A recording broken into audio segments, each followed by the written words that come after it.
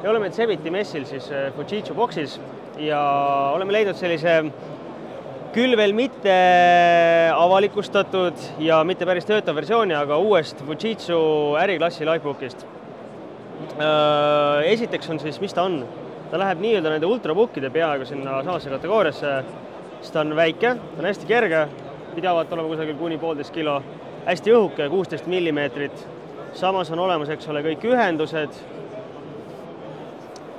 Ja siin teisel pool on veel üks USB ja põhjal on meil dokiühendus äriklassi jaoks oluline. Ja mis tast veel äriklassi oma teeb, on turvalisuse seadmed. Ehk siis tal on, nagu näetegi, eks ole, lukukoht ja sõrmekälje lugeja. Ja oluliseks on veel see, et see korpus on tehtud magneesium sulamist üleni, mis annab talle vastupidavuse ja tugevuse. Ekraan on küll ilus. Esialgu võib tunduda, et ekraan on nagu servast servani, aga lähemal vaatamisel on tegelikult näha, et on siiski, siit servast on päris palju ikkagist nii-öelda mitteaktiivset ekraani.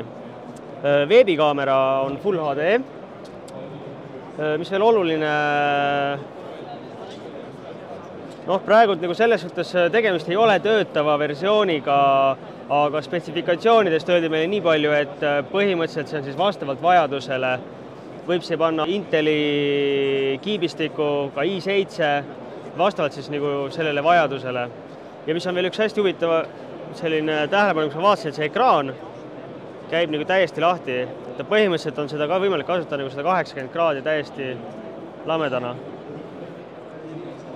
Et selline äriklassi hästi kerge sülearvuti.